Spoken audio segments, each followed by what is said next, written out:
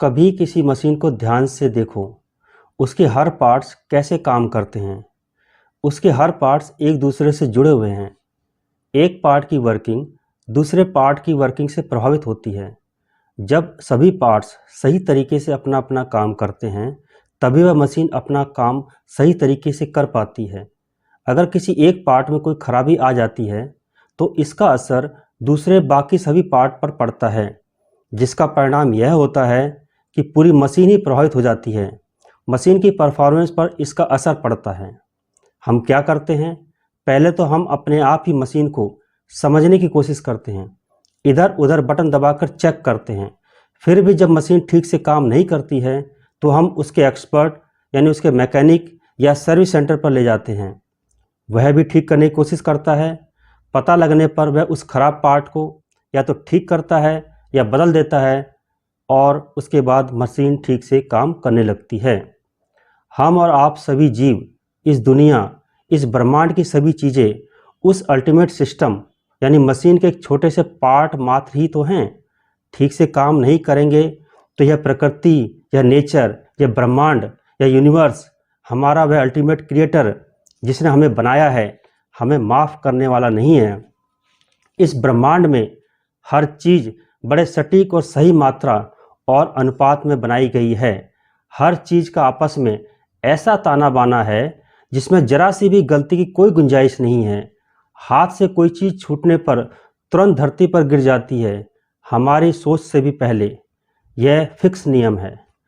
अगर हम अपने बनाए हुए क्रिएटर के हिसाब से काम नहीं करेंगे तो बदल दिए जाएंगे, ख़त्म कर दिए जाएंगे, रिप्लेस कर दिए जाएंगे। इतने बड़े ब्रह्मांड के हम एक छोटे से पार्ट ही तो हैं। इस विशाल ब्रह्मांड के सामने हमारा कोई वजूद नहीं है, हमारी कोई एग्जिस्टेंस नहीं है। हमें चलना होगा, हमें बढ़ना होगा, अपना काम करना होगा।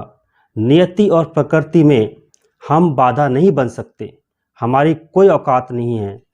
उस अल्टीमेट क्रिएटर, प्रकृति, यूनिवर्स, गॉड को हम समझ ही नहीं सकते, बस कोशिश कर सकते हैं। नए नए आइडियाज़, थॉट्स, थ्योरीज बना सकते हैं जो हमारी आपकी जिज्ञासाओं और क्यूरियोसिटी को शांत कर सके। आज भी हमारी साइंस इतनी रियलिस्टिक नहीं हो पाई है कि वह इस धरती, इस लाइफ, इस यूनिवर्स की हर चीज़, हर घटना, हर एग्जिस्टेंस का सही और सटीक एक्सप्लेनेशन कर सके।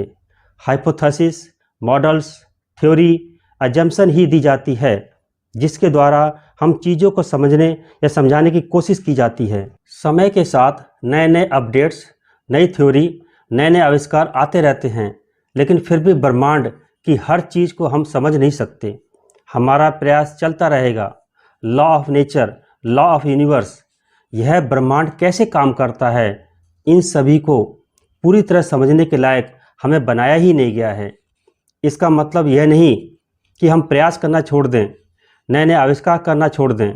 हम गॉड या भगवान को समझना चाहते हैं, वह क्यों है, या यूनिवर्स जैसा हमें दिखता है या जैसा हमने अपने दिमाग में इसका मॉडल बनाया हुआ है, वो ऐसा ही क्यों है, किसी और तरह का क्यों नहीं है।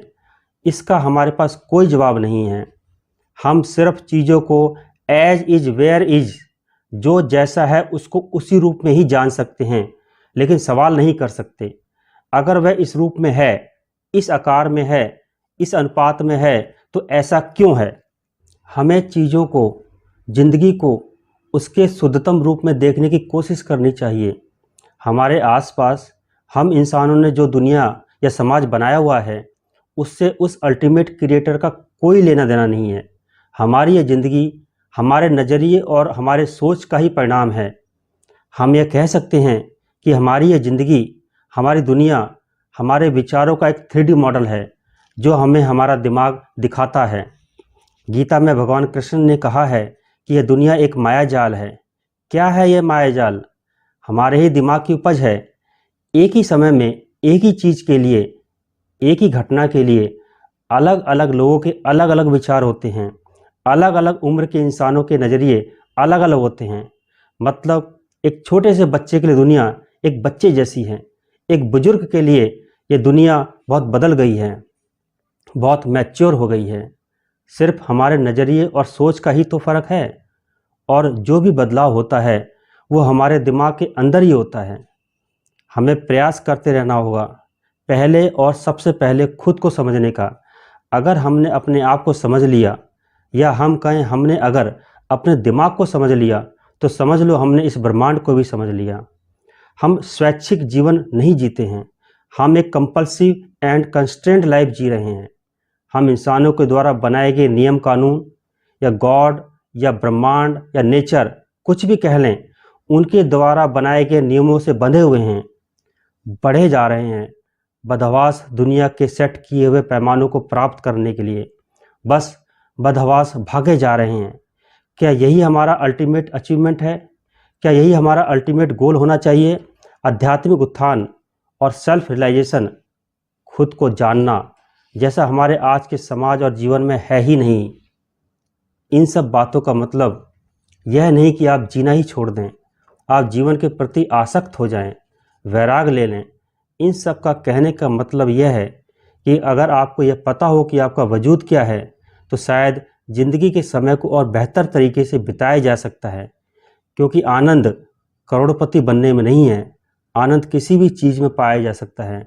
मन की शांति किसी भी परिस्थिति और अवस्था में पाई जा सकती है। इसलिए हमारा प्रयास होना चाहिए कि हम हर पल में जिएं, वर्तमान में जिएं। खुद को जानना ही सफलता और मुक्ति का रास्ता है।